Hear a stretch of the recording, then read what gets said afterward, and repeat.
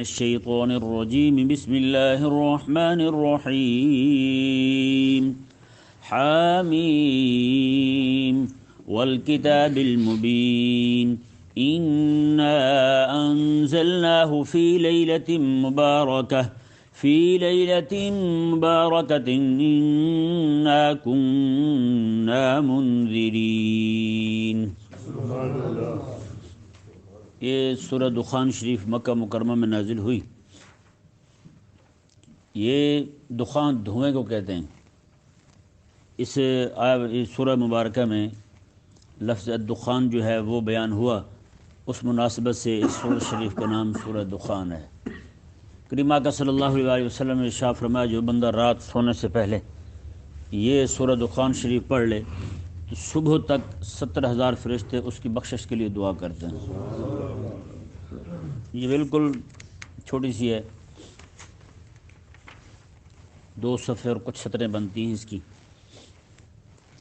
اللہ تبارک و تعالی نے ارشاد فرمایا حامیم، یہ حروف مقطعات میں سے ہے، والکتاب المبین، فرمایا کہ بیان کرنے والی کتاب یعنی قرآن کی قسم۔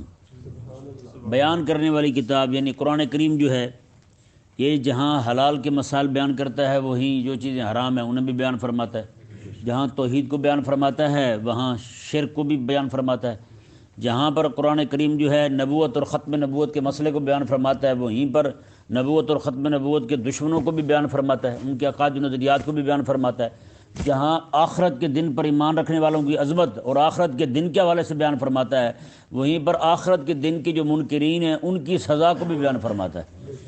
اس طرح کر کے رب تبارک و تعالی نے ارشاد فرمایا انا انزلناہ فی لیلۃ مبارکہ، بے شک ہم نے پورا قرآن ایک ہی رات میں، برکت والی رات میں اتارا۔ یہ ذہن میں رہے، قرآن کریم کا ایک انزال ہے اور ایک تنزیل ہے، ٹھیک ہے نا جی، ایک انزال ہے اور ایک تنزیل ہے، 2 لفظ قرآن میں آئے ہیں، ٹھیک ہے جی۔ قرآن کریم آقا علیہ السلام پر جو نازل ہوا کتنے عرصے میں نازل ہوا ہے؟ 23 سال کے عرصے میں۔ کتنے سال؟ 23 سال۔ اور یہاں فرمایا جا رہا ہے ایک ہی رات میں، برکت والی رات میں قرآن اتارا گیا، ٹھیک ہے جی۔ وہ جو آقا علیہ السلام پر 23 سال میں نازل ہوا اسے تنزیل کہتے ہیں۔ کیا کہتے ہیں؟ تنزیل۔ اور یہ جو انزال ہے یہ ہے کہ اللہ تبارک و تعالی نے لوح محفوظ سے پہلے آسمان پر، آسمان دنیا پر ایک ہی رات میں نازل فرمایا۔ یہ وہ اس کا انزال ہے جو ایک ہی رات میں ہوا، اور وہ ایک رات میں ہوا، وہ رات کون سی ہے؟ اللہ تعالیٰ نے فرمایا وہ رات برکت والی ہے۔ کیوں برکت والی؟ کیونکہ اس رات قرآن آیا ہے، قرآن کے آنے کی وجہ سے وہ رات برکت والی ہو گئی ہیں جی۔ اب کچھ مفسرین جو ہیں وہ یہ فرماتے ہیں اس سے مراد شب برات ہے، اور کچھ کہتے ہیں جی اس سے مراد جو ہے وہ لیلۃ القدر ہے، رمضان المبارک میں جو ہوتی ہے، رمضان المبارک میں یا پھر شعبان میں، شعبان کی 15 کو، یا پھر رمضان المبارک کی ليلۃ القدر کو، وہ ليلۃ القدر کسی بھی رات میں ہو، وہ ایک ہی رات میں پورا قرآن پاک جو ہے لوح محفوظ سے آسمان دنیا پر نازل ہوا۔ اس سے یہ بھی ذہن میں رہے کئی سارے کام جو ہے ہم جیسے مدارس اسلامیہ میں درس نظامی کا جو آغاز ہوتا ہے، اس کی ابتدا ہوتی ہے، وہ بدھ والے دن کی جاتی ہے۔ یہ شروع دن سے علماء و مشائخ کا معمول چلا آ رہا ہے۔ کریم آقا علیہ السلام کے جتنے بھی سچے غلام ہیں وہ اسی طرح کرتے ہیں۔ لیکن یہاں ایک بات اور بھی ہے، حضور مفتی اعظم ہند رحمہ اللہ جو ہے نا، آپ کا طریقہ مبارکہ یہ تھا کہ اسباق شروع کرواتے تھے جی، تو کہیں سے کوئی عالم آ گئے نا تو جو بھی دن ہوتے شروع کروا دیتے، تو لوگ پوچھتے کہ حضور بدھ تو آئے نہیں، آپ فرماتے کہ ہمارے لیے جو ہے نا جب اللہ تبارک و تعالیٰ کے نیک بندے آ جائیں وہی وقت برکت والا ہے، ٹھیک ہے نا جی۔ ہاں، جب بزرگ لوگ آ جائیں، اللہ تبارک و تعالیٰ کے نیک لوگ جو ہیں ان کے آنے سے بھی برکت آ جاتی ہے نا اس میں، تو اس لیے فرمایا کہ اللہ تبارک و تعالیٰ نے یہی فرمایا کہ جس رات قرآن آیا نا وہ رات مبارک ہے۔ وہ رات کیا ہے؟ وہ رات مبارک ہے۔ انا کنا منذرین، بے شک ہم ڈر سنانے والے ہیں، ہم ڈر سنانے والے ہیں۔ رب تبارک و تعالیٰ نے ارشاد فرمایا لوگوں کو جہنم سے اور اس کے عذاب سے، کفر سے، شرک سے اور ان کی وجہ سے آنے والے عذابات سے، انبیاء کرام علیہ السلام کی گستاخی سے، انبیاء کرام علیہ السلام کے گستاخوں کا ساتھ دینے سے، جتنی بھی چیزیں ہیں رب تعالیٰ نے فرمایا انا کنا منذرین، ہم خود ڈر سنانے والے ہیں، ہم خود ڈرا رہے ہیں تمہیں۔ اس رات کے متعلق اللہ تعالیٰ نے مزید فرمایا فیہا یفرق کل امر حکیم، میں اس رات میں ہر طرح کا حکم جو ہے وہ تقسیم کر دیا جاتا ہے. ہاں جی، کس کی کیا عمر ہوگی، کس نے کیا کرنا ہے. جی ہماری تو اللہ تعالیٰ کی بارگاہ میں یہ دعا ہے، اللہ تبارک و تعالیٰ ہر رات جس رات یہ عمل تقسیم ہونے لگے ہماری قسمت میں صرف یہی لکھے کہ ہم غلبہ دین کے لیے کام کرتے رہیں اور آقا علیہ السلام کی عزت و ناموس کے تحفظ کے لیے کام کرتے رہیں، اور جتنے بھی آقا علیہ السلام کے گستاخ ہیں ان کے ساتھ قتال کرتے رہیں. ہاں یہ اللہ تبارک و تعالیٰ ہماری قسمت میں لکھے. بس اللہ تبارک و تعالیٰ نے ارشاد فرمایا امرا من عندنا، ہمارے پاس کے حکم سے یہ ہوتا ہے، یعنی ہماری طرف سے ہوتا ہے یہ سارا. جی اور ایک بڑی عجیب سی بات ہے، ابھی نماز سے پہلے میرے ذہن میں آ رہی تھی، ہم نے اتنے بڑے دنوں کو بھی کن چیزوں سے منسوب کر رکھا ہے. شب برات حلوے والی رات ہے یا نہیں؟ حلوے والی رات مشہور ہے. کس سے مشہور کیا ہم نے؟ کھانے پینے سے. ایک جگہ میں گیا تو مولوی صاحب نے مجھے کتاب دکھائی، میں تو حیرانی ہو گیا. کہتے شب برات کو حلوہ پکانے کا ثبوت، شب برات کو حلوہ پکانے کا ثبوت. میں نے کہا آپ بتاؤ یار، جس وقت اسلام پر اتنے حملے ہو رہے ہیں اور مولوی صاحب یہ ثابت کر رہے ہیں کہ حلوہ پکانا جائز ہے، تو بندہ کیا کرے؟ ٹکرے مارے دیواروں کو اور کیا کرے؟ نعوذ باللہ من ذالک.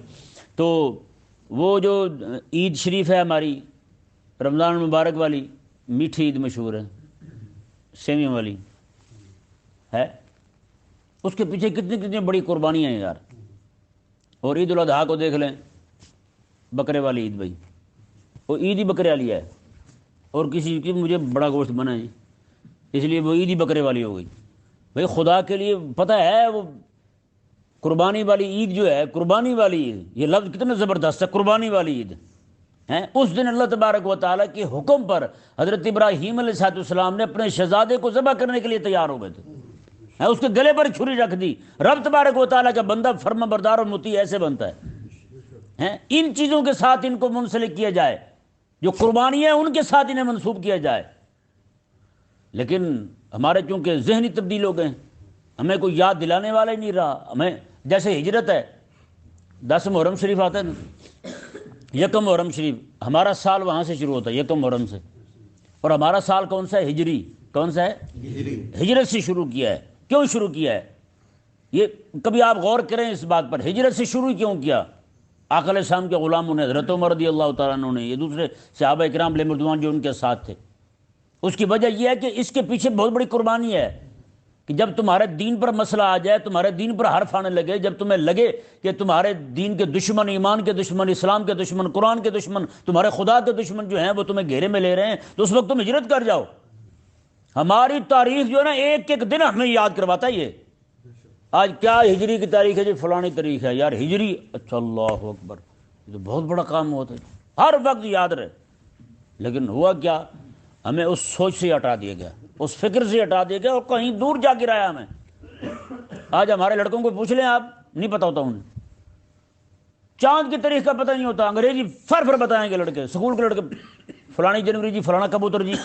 لو بھی تمہیں یہ جنوری فروری کا پتہ ہے لیکن یہ نہیں پتا، یہ پورے مہینوں کے نام تک نہیں آتے ہمارے بچوں کو. اللہ تبارک و تعالی ہمیں سمجھ عطا فرمائے.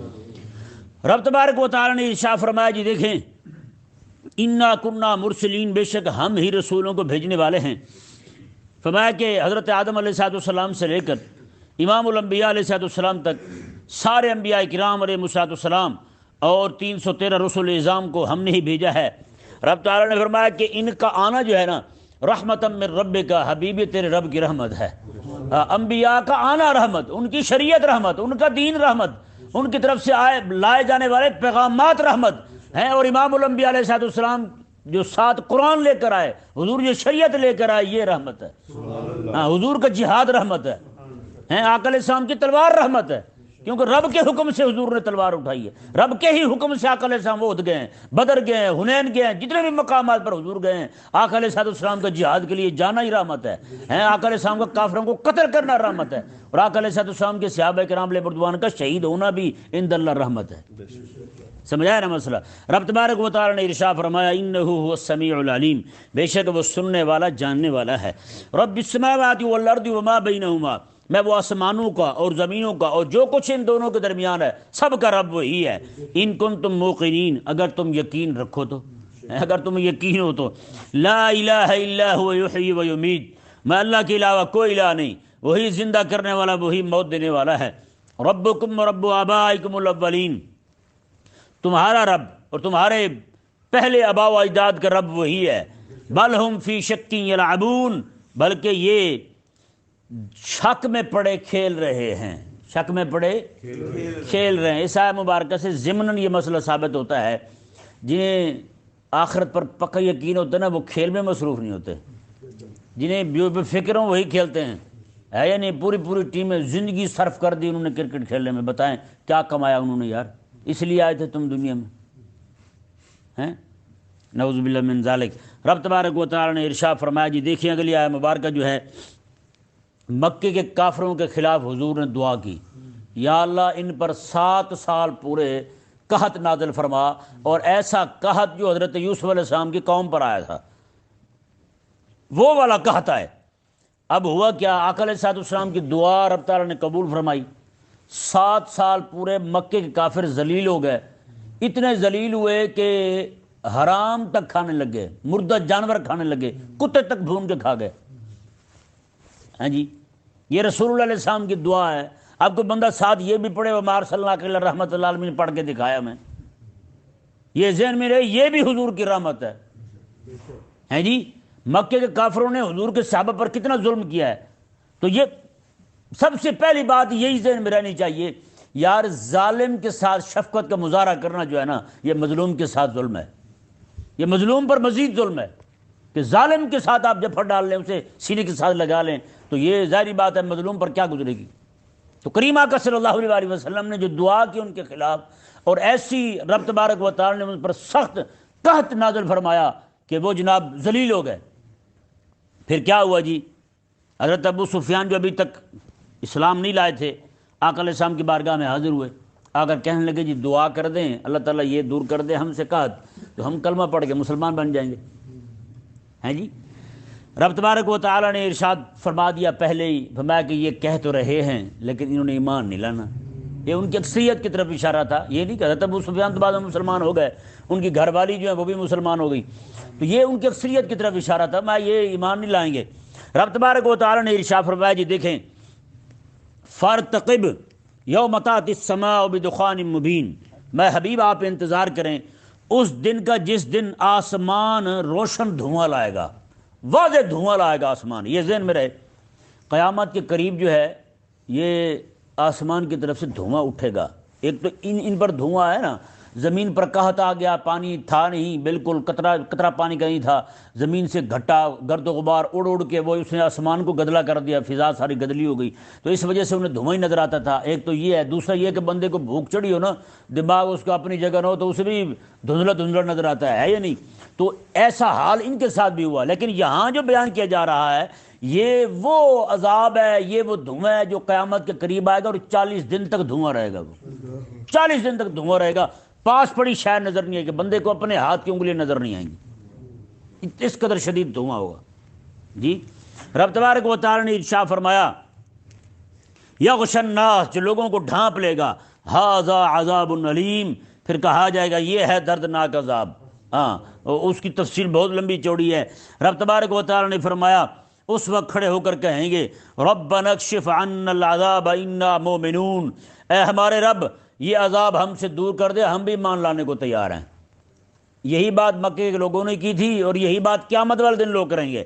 انا لہم الذکری وقد جاءہم رسول مبین، اللہ تعالی نے فرمایا اس نصیحت کا کیا ہوا جب رسول کریم علیہ السلام تمہارے پاس لائے تھے، ہیں جب امام الانبیاء نے تمہیں پڑھ کے سنایا تھا، اس وقت تم نے نہیں مانا، اس وقت تمہیں کیا ہوا تھا؟ ثم تولوا عنہ، اس وقت تو انہوں نے منہ پھیر لیا تھا، وقالوا، اور انہوں نے کہا تھا یہ تو کوئی سکھایا ہوا دیوانہ لگتا ہے، نعوذ باللہ من ذالک، یہ تو سکھایا ہوا دیوانہ ہے۔ یہ ذہن میں رہے، کریم آقا علیہ السلام نے ارشاد فرمایا کہ اس وقت تک تم میں بندہ جو ہے نا وہ کامل مومن نہیں ہو سکتا جب تک کہ وہ اللہ تبارک و تعالیٰ کا ذکر ایسے انداز میں نہ کرے، اللہ تعالیٰ کو یاد ایسے انداز میں نہ کرے کہ جب تک لوگ اسے مجنون نہ کہیں، لوگ اسے مجنون کہیں، لوگ کہیں کہ یہ پاگل ہے۔ اس سے مراد یہ نہیں ہے کہ بندہ سر مارنا شروع کر دے جس طرح کئی کرتے ہیں، وہ نہیں، اس سے مراد یہ ہے کہ بندہ ہمہ وقت ذکر کرے، لوگ کہیں یار اسے اور کوئی کام ہی نہیں ہیں ایسا بندہ ہے، اسے اور کوئی کام نہیں ہے، اس طرح کثرت کے ساتھ ہر بات میں ہیں جی، کوئی گناہ کرنے کا کوئی ذہن بھی بنانے لگے تو اسے اللہ تبارک و تعالیٰ کی یاد آ جائے ہیں۔ آج لوگ کہتے نہیں کہتے ایسے لوگوں کو بڑا بیوقوف ہے یار، میں نے اسے اچھا بڑی آفر دی ہے، سود کا پیسہ آ رہا تھا، کہتا نہیں جی حرام ہے، بتاؤ کہاں سے کھائیں گے، 60,000 تو میرے کچن کا خرچہ ہے، کیسے پورا ہوگا اگر ہم سود نہیں لیں گے تو، نعوذ باللہ من ذالک، جو نہ لے اسے احمق کہتے ہیں، بڑا پاگل بندہ، اسے دنیا کا پتہ نہیں دنیا کہاں پہنچ چکی ہے حرام کھا کھا کے۔ رب تبارک و تعالی نے ارشاد فرمایا انا کاشف العذاب قلیلا انکم عائدون، فرمایا رب تبارک و تعالی نے فرمایا کہ بے شک ہم عذاب کو تھوڑا دور کر دیں گے، لیکن انکم عائدون، تم پھر لوٹ جاؤ گے جی، میں تم پھر وہی کفر کرو گے۔ مکے کے لوگوں نے بھی یہی کیا ہیں، مکے کے لوگوں نے بھی یہی کیا، انہوں نے کہا جی ہم کلمہ پڑھتے ہیں آپ یہ ہٹا دیں بس۔ آقا علیہ السلام نے پھر دعائے رحمت فرمائی جی، عذاب دور ہوا، ان سے قحط دور ہوا، بارش آنے لگی، ہر طرف سبزہ جو ہے وہ لہلانے لگا، لیکن ساتھ ہی وہ پھر منکر ہو گئے۔ رب تبارک و تعالی نے ارشاد فرمایا یوم نبطش البطشۃ الکبریٰ انا منتقمون، فرمایا مکے کے کافرو ہم بے شک تمہیں بڑی پکڑ پکڑیں گے، انا منتقمون، پھر ہم خود تم سے بدلہ لیں گے، پھر ہم خود تم سے بدلہ لیں گے۔ وَلَقَدْ فَتَنَّا قَبْلَهُمْ قَوْمَ فِرْعَوْنَ وَجَاءَهُمْ رَسُولٌ کریم، ہم نے اس سے پہلے فرعون کی قوم کو بھی آزمایا ہے، وَجَاءَهُمْ رَسُولٌ کریم، اور ان کے پاس عزتوں والے رسول تشریف لائے تھے، کون؟ حضرت موسیٰ علیہ السلام۔ ان ادوا الی عباد اللہ، حضرت موسیٰ علیہ السلام نے فرمایا رب کے بندوں کو میرے حوالے کر دو، انی لکم رسول امین، بے شک میں امانت والا رسول بن کے آیا ہوں، واللہ تعالوا علی اللہ، اور اللہ کے مقابلے میں نہ آؤ تم، ہیں اللہ کے مقابلے میں نہ آؤ، یعنی مقابلے میں تو آ رہے تھے موسیٰ علیہ السلام کے، کیوں فرمایا آپ نے کہ اللہ کے مقابلے میں نہ آؤ؟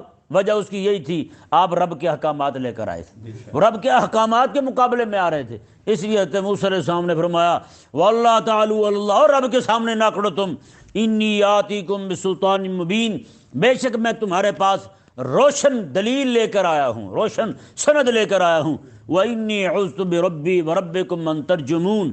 آپ کی یہ دعوت توحید سنتے ہی فرعون اور اس کے چیلوں نے آپ کو قتل کی دھمکی دی، انہوں نے کہا مار مار کے پتھر آپ کو قتل کر دیں گے۔ حضرت موسیٰ علیہ السلام نے کھڑے ہو کر پتہ کیا کہا اسی وقت، ہیں ہزار خوف ہو لیکن زباں ہو دل کی رفیق، ہیں جتنا مرضی خوف ہو زبان پر وہی آئے جو دل میں ہے۔ کیا کہا حضرت موسیٰ علیہ السلام نے؟ آپ نے کہا انی عذت بربی وربکم ان ترجمون، بے شک میں اپنے رب اور تمہارے رب کی پناہ چاہتا ہوں، اپنے رب اور تمہارے رب تو تمہارا وہی ہے، اپنے رب اور تمہارے رب کی پناہ میں آتا ہوں، ان ترجمون، کہ تم مجھے سنگسار کرو، کہ تم مجھے پتھر مارو، وَإِن لَّمْ تُؤْمِنُوا لِي وَإِن لَّمْ تُؤْمِنُوا لِي فَاعْتَزِلُونِ، ہاں اگر تم ایمان نہیں لاتے تو فَاعْتَزِلُونِ، مجھ سے علیحدہ ہو جاؤ، تم پرے ہو جاؤ، دور ہو جاؤ مجھ سے، تم میرے قریب نہ آنا۔ فدعا ربہ، آپ نے پھر دعا کی اپنے رب کی بارگاہ میں، کیا دعا کی؟ ان ہؤلاء قوم مجرمون، مولا بے شک یہ قوم مجرم ہے، یہ قوم مجرم ہے۔ دیکھیں جی تعارف کیسا ہے، یہ مجرم لوگ ہیں، رب کی بارگاہ میں کھڑے ہو کر۔ میں جب جمعے کو دعا کرتا ہوں یا اللہ گستاخوں کو، ان کے حامیوں کو اور ان کے چاہنے والوں کو، ان کے لیے نرم گوشہ رکھنے والوں کو سب کا بیڑا غرق فرما، تو کئیوں کو تکلیف ہوتی ہے۔ مجھے ایک دن بندہ کہتا جی یہ نہ کیا کرے آپ، میں کہا کیوں، تیری کیا رشتہ داری ہے یار ان کے ساتھ، ہیں ایک طرف رسول اللہ ہوں ایک طرف حضور کا دشمن ہو، ہیں تو بتا میں کس کے لیے دعا کروں گا؟ وہ حضور کی گستاخیاں کر رہا ہے، میں کس کے ساتھ کھڑا ہو جاؤں بتاؤ بھلا۔ حضرت موسیٰ علیہ السلام نے کیا کیا؟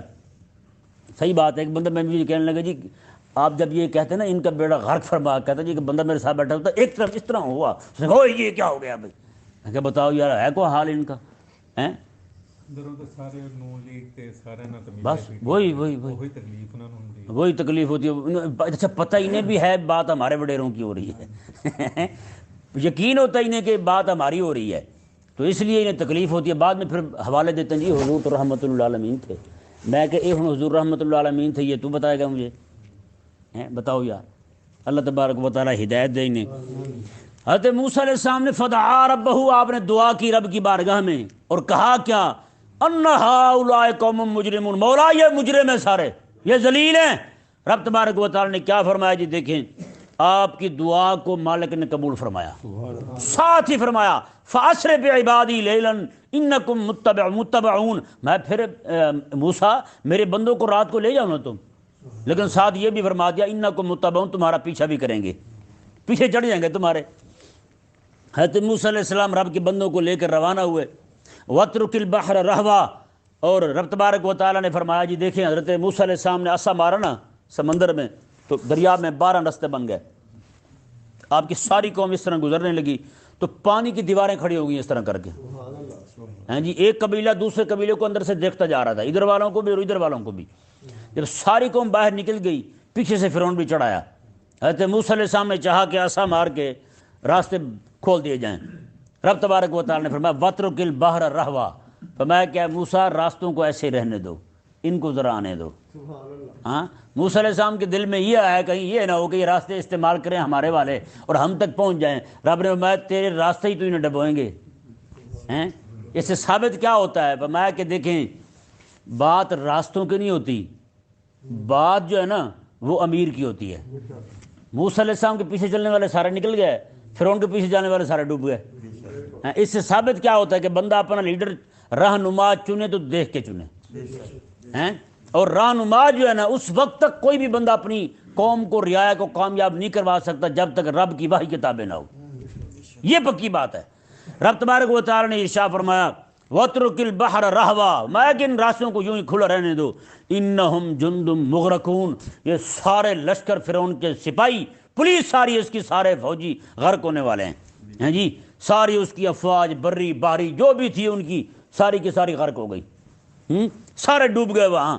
رب تبارک و تعالیٰ نے ارشاد فرمایا جی دیکھیں کم ترکوا من جنات وعیون وزروع ومقام کریم، رب تبارک و تعالیٰ نے ارشاد فرمایا میں کہ کتنے باغات انہوں نے چھوڑے، کتنے چشمے چھوڑے، کتنے کھیت چھوڑے اور کتنے عمدہ اعلیٰ مکان بنے ہوئے چھوڑے انہوں نے، وَنَعْمَةٍ كَانُوا فِيهَا فَاكِهِينَ، اور کتنے سارے انہوں نے نعمتیں چھوڑی جن کے اندر وہ مزے کرتے تھے، جن کے اندر وہ عیش کرتے تھے، سارے کے سارے چھوڑ کر گئے۔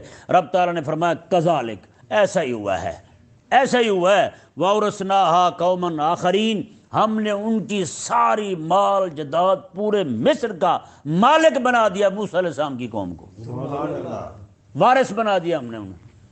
ہاں جی بتائیں، آج تک وہ ایسی زندگی گزارتی تھے قسمہ پرسی کی کہ لوگ انہیں جناب ٹھڈے مارتے، کوئی آتا تو ادھر دھپڑ مار دیتا، کوئی پوچھنے والا نہ ہوتا، کوئی کہتا میرا کام کرو تو وہ لے جاتا دھرو کے اسے، کوئی کسی کام میں لگا رہا ہے، کوئی کسی کام میں لگا رہا ہے۔ آج بتائیں وہ کس حیثیت سے داخل ہو رہا ہے مصر میں یار، ہیں، فاتح کی حیثیت سے داخل ہوئے۔